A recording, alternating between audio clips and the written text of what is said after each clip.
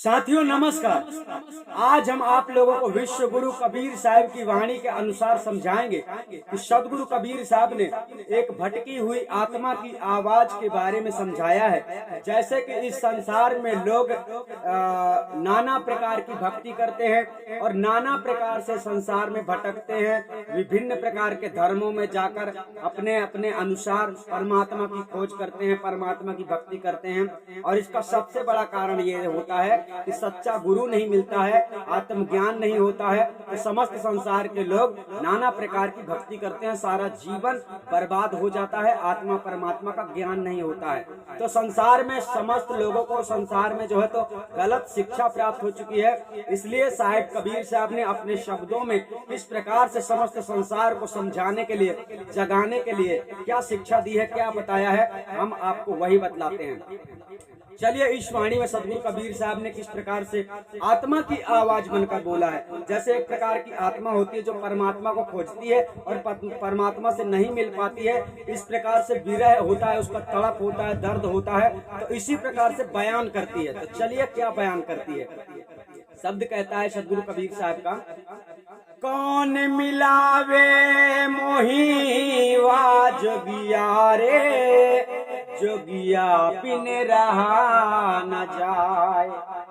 शब्द कहता है, एक आत्मा कह रही है, एक भक्त आत्मा कह रहा है। जैसे कि परमात्मा को खोजने वाला भक्त प्रार्थना करता है, वंदना करता है, आरती पूजा करता है, कोई ध्यान लगाते हैं, कोई नमाज पढ़ता है। इस प्रकार से परमात्मा की खोज में ये सब लोग संसार में कर्म करते हैं। तो इसी प्रकार से एक आत्मा होती है जिसको परमात्मा की पीड़ा सताती है, मिलने की याद आती है, तो वो इस प्रकार से बोलती है कि कौन मुझे उस परमात्मा से मिलाए, उसके बिन मुझे रहा नहीं जाता। यहाँ पर शब्द आता है, कौन मिलावे मोही वा जोगिया रे, मतलब आत्मा रूपी एक भक्त होता है जो परमात्मा रूपी जोगी को प्राप्त करना चाहता है और सोच रहा है, विचार कर रहा है कि मुझे कौन उस परमात्मा से, उस जोगी से मिलाएगा। ठीक है, जोगी शब्द यहाँ पर परमात्मा के लिए है। तो कौन मिलावे मतलब कौन मिला सकता है। अभी संसार में नाना प्रकार के धर्मों में भक्ति दी जाती है, इस प्रकार से जीव आत्मा भटकती है कि सत्य पुरुष परमात्मा कहाँ मिलेगा, हमारा असली परमात्मा।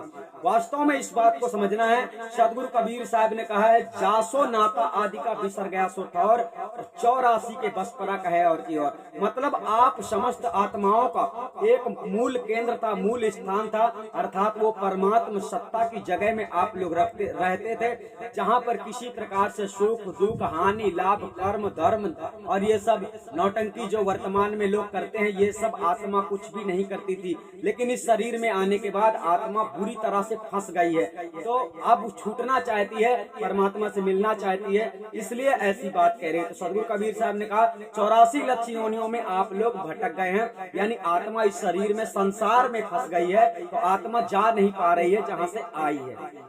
तो इसलिए शब्द कहता है, आत्मा कहती है मतलब कि कौन मिलाएगा मुझे उस परमात्मा से, उसके बिना मुझसे रहा नहीं जाता। अर्थात आत्मा से अगर परमात्मा का मिलन हो जाए, मुलाकात हो जाए, अगर आप परमात्मा को जान लोगे तो इस संसार के सर्वत्र भ्रम से आजाद हो जाओगे, छूट जाओगे और जान लोगे कि ये संसार क्या होता है। अर्थात तुम्हें इस संसार से छूटने का एक यही मौका है, मनुष्य का तन जो प्राप्त हुआ है, इसमें परमात्मा को खोज लेना, यानी सच्चे सतगुरु की शरण लेके परमात्मा से मिल लेना। अब क्या होता है, लोग परमात्मा को खोजते तो हैं, नाना प्रकार के गुरुओं के पास जाते तो हैं, नाना प्रकार के धर्मों में कर्म कांडों में उलझ तो जाते हैं, लेकिन सभी जो धर्म गुरुआ लोग हैं आप लोगों को भ्रमित कर देते हैं, परमात्मा से मिला नहीं पाते हैं, बस मिलेंगे मिलेंगे ऐसी बातें करते हैं।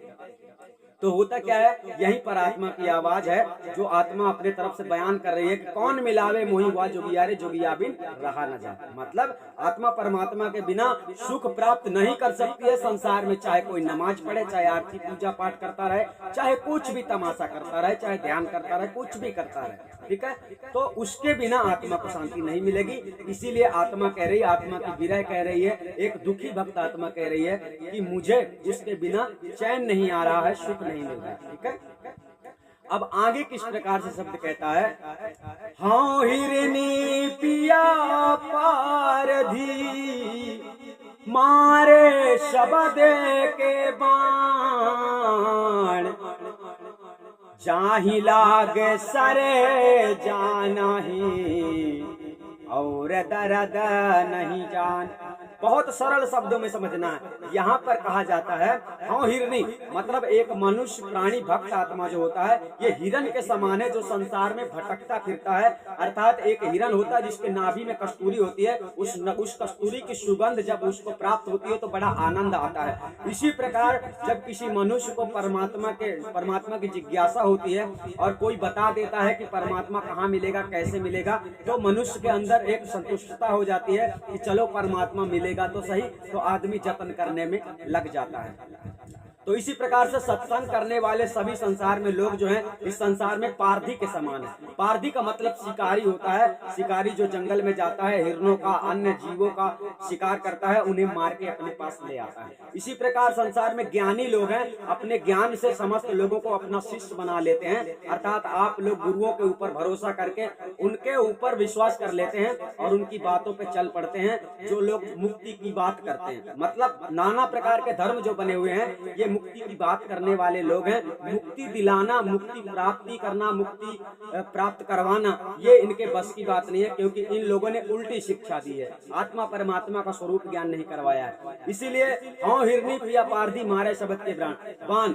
जब आत्मा को परमात्मा की याद आती है तो बड़ा दुख होता है। वही शब्द रूपी बाण है जो परमात्मा की याद आती है आत्मा को। एक आपको मान लो आपको परमात्मा की याद आती है तो आप समझो कि परमात्मा रूपी बाण जो तड़प है, मतलब जो मिलने की आपकी कामना है, ये आपके अंदर बाण लग रहे हैं, मतलब परमात्मा की याद आपको तेजी से आ रही है। तो इसी प्रकार से संसार में जो पारधी होते हैं ये गुरु रूप में होते हैं। ये अपने शब्दों से आपको शिक्षा देते हैं, ज्ञान देते हैं, आप समझ लेते हैं तो आप इनके शिकार हो जाते हैं, यानी ये लोग आपको काबू में कर लेते हैं। मान लीजिए आप हमारी बात को समझ गए तो हम आपको काबू में कर लेंगे और हम आपको वहां ले जाएंगे जहां हम रहते हैं।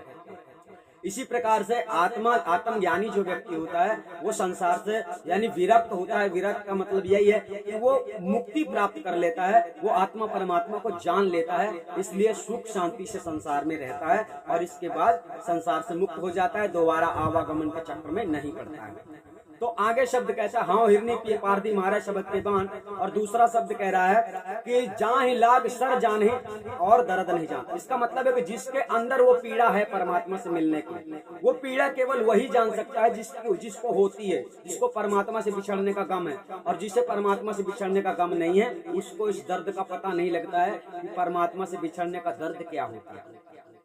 ठीक है, तो जो ज्ञान को समझता है, जो शब्दों को समझता है, उसे ये दर्द होता है। जैसे हम बता रहे हैं कि परमात्मा तुम्हें मिल सकता है, परमात्मा से मिलने के लिए तुम्हें क्या करना पड़ेगा, अगर तुम करोगे तभी मिलेगा, अगर नहीं करते हो तो नहीं मिलेगा। यानी मिलाना हमारा काम है। हम तो आपको 3 सेकंड के अंदर परमात्मा का दर्शन करवा सकते हैं, लेकिन आप परमात्मा के दर्शन करने के योग्य हैं या नहीं ये देखना जरूरी है। मतलब यही है कि आपकी लगन परमात्मा में है या नहीं ये देखना पड़ता है। तो आगे शब्द कहता है मैं हूँ प्यासी पीव की रटत सदा पीव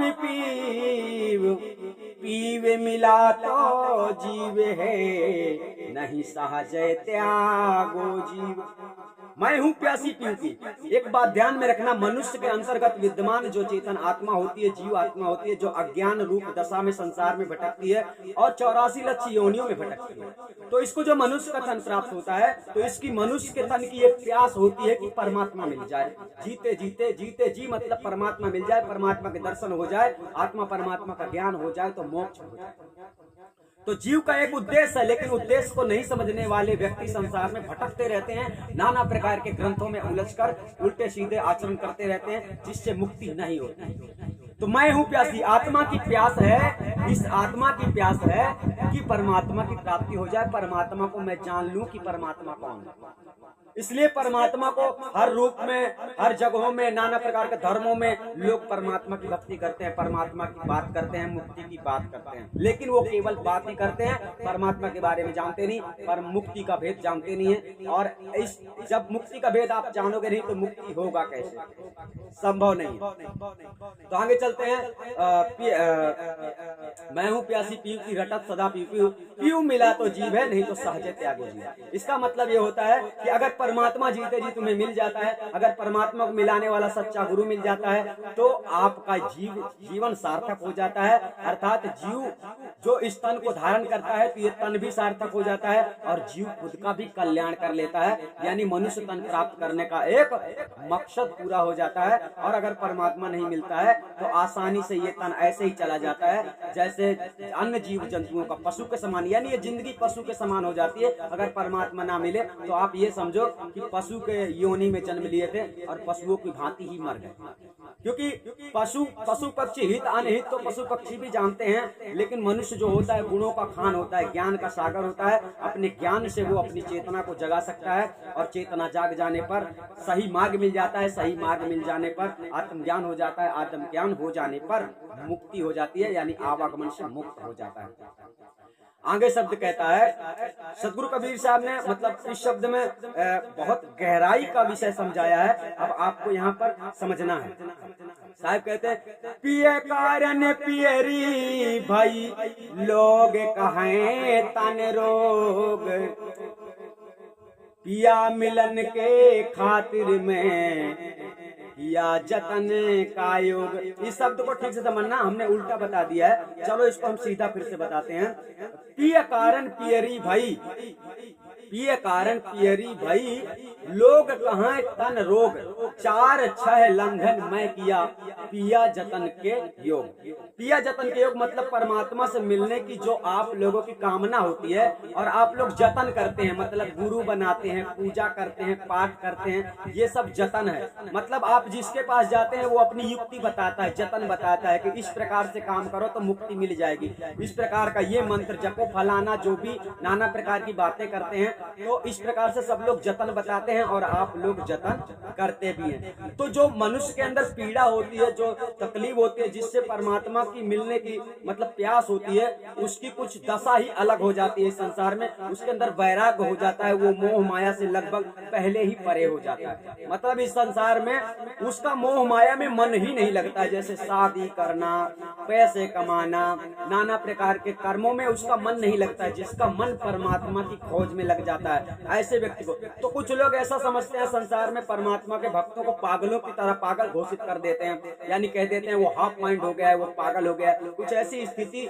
ऐसे भक्तों की हो जाती है जो भक्त परमात्मा के सच्चे प्रेमी होते हैं, सच्ची लगन लगा लेते हैं, और जब परमात्मा नहीं मिलता है तो उदास हो जाते हैं। अर्थात उनके जीवन में ऐसा लगता है कि घनघोर अंधकार छाया हुआ है, अर्थात कि संसार में कुछ भी नहीं है मेरे पास। जिसके पास आत्मा ज्ञान परमात्मा ज्ञान नहीं होता है और परमात्मा से प्रीत होती है, उसके लिए ये संसार कुछ भी मायना नहीं रखता है। यानी ऐसा व्यक्ति जो परमात्मा से प्रीत रख लेता है, प्रेम रख लेता है, उसके लिए संसार जीरो होता है, अर्थात संसारी सुख उसके लिए, संसारी सुख दुख कुछ भी नहीं। एक भक्त को सच्चा सुख वही है कि परमात्मा मिल जाए, एक भक्त का सच्चा दुख वही है कि परमात्मा नहीं मिलता। परमात्मा नहीं मिलता वही उसका सबसे बड़ा दुख होता है सच्चे भक्तों का।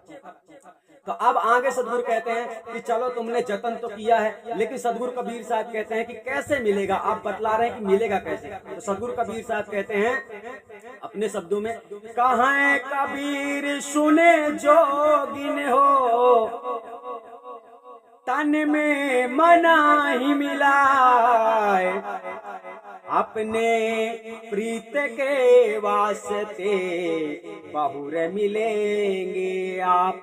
यहाँ पर कह रहे हैं बहुर मिलेंगे आप अपने प्रीत के कारण। इसका मतलब जब तुम अपने ऊपर प्रीत करोगे, अपने से स्वयं से प्रेम करोगे, इसका मतलब है कि जब आपको ऐसा पता चलेगा कि मेरा जीवन जो मनुष्य का तन प्राप्त हुआ है ये बहुत ही दुर्लभ है, बहुत मुश्किल से प्राप्त होता है और मुझे इसे मतलब व्यर्थ में नहीं गंवाना चाहिए, इसका सही उपयोग करना चाहिए। जब आप अपने अंदर विचार करोगे, अपने अंदर आप लोग आ जाइए। साहब कहते हैं कहाँ कबीर मतलब कहाँ कबीर सुन जोगिन हो, अर्थात उसे जोगी कहते हैं जो भक्ति करता है, भक्ति में उतर जाता है, परमात्मा की खोज कर रहा है, तो ऐसे व्यक्ति को साहब कहते हैं कहाँ कबीर सुन जोगी, सुन जोगिन हो, तन में मन ही मिला। तन में मन ही मिलाने का मतलब ये हो जाता है कि आपकी जो मन है, मन में जो मन से जो है आपका जो मन है इस संसार में भटक रहा है, संसार में नाना प्रकार के कर्म कांडों में उलझा हुआ है, उल्टे सीधे कर्तव्यों में उलझा हुआ है। जो आपको करना चाहिए वो मार्ग आपको कोई नहीं बता पा रहा है, मतलब कि आपको बाहर उलझाया जा रहा है। जैसे जैसे कि तंत्र पढ़ो,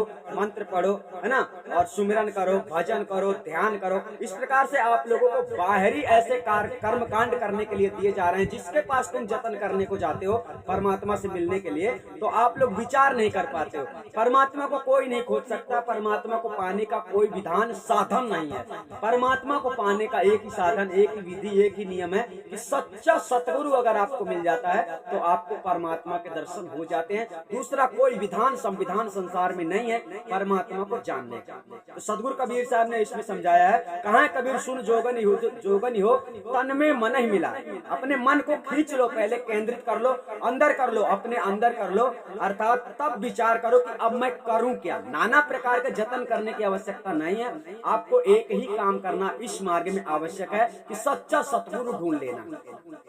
जब अपने ऊपर तुम प्रीत करोगे तो गुरु जैसा बताएगा। जैसे हम कहते हैं आपको 3 सेकंड में आत्मा परमात्मा स्वरूप ज्ञान करवा देंगे, परंतु उसके पहले हम आपकी जांच पड़ताल करेंगे। आपकी जांच पड़ताल ये करेंगे परमात्मा में आपकी वास्तव में लगन है या नहीं। अगर आपकी लगन नहीं है तो आपको आत्मा परमात्मा का स्वरूप ज्ञान हम नहीं करवाएंगे, क्योंकि आप पहचान नहीं पाएंगे। उससे बिछड़े हुए आपको बहुत समय हो गए हैं, इसलिए आपको बहुत से बहुत शिक्षा अध्ययन करना पड़ता है। और सबसे बड़ी शिक्षा तो ये होती है कि परमात्मा से प्रेम रखना पड़ता है, और वो प्रेम आपके अंदर है या नहीं वो हमको देखना पड़ता है। और वो हम देखने के लिए आपको किसी भी प्रकार से परीक्षण कर सकते हैं, और हम आपकी जांच पड़ताल करने के बाद ही आपको परमात्मा से मिला सकते हैं। अगर आपका प्रेम सच्चा है, अगर आप परमात्मा के सच्चे दीवाने हैं, तो परमात्मा को हम आपसे जब भी मिलाएंगे आप तत्काल उसे जान जाएंगे, पहचान जाएंगे। अर्थात इस प्रकार से सदगुरु कबीर साहब ने समस्त संसार को, इस संसार में जो है तो ऐसा ज्ञान दिया है कि आत्मा परमात्मा के लिए भटको मत, तड़पो मत, परेशान मत हो। मतलब सदगुरु कबीर साहब ने आत्मा परमात्मा को मिलवाया है। ध्यान रखना, कोई तंत्र मंत्र जंत्र ऐसा नहीं बताया है कि सिमरन करना है, पूजा करना है, पाठ करना है, ध्यान करना है और नाना प्रकार के कर्म कांड करना है। सदगुरु कबीर साहब ने समस्त कर्म कांडों से आजाद कर दिया है। आज भी अगर आप लोग सत्य धर्म में जुड़ जाते हैं, आदि अनादि मुक्ति पंथ में जुड़ जाते हैं, तो आपको एक मानवता का पाठ पढ़ने को मिलता है। आप मनुष्य बन जाते हैं, आप सर्वत्र बंधनों से आजाद हो जाते हैं। जैसे नाना प्रकार के धर्मों में अपने अपने स्वयं के उनके धर्म होते हैं, नियम होते हैं, कानून होते हैं। इस प्रकार सत्य धर्म का एक ऐसा नियम कानून है जिस नियम कानून को समझने के बाद आप इंसान बन जाते हैं।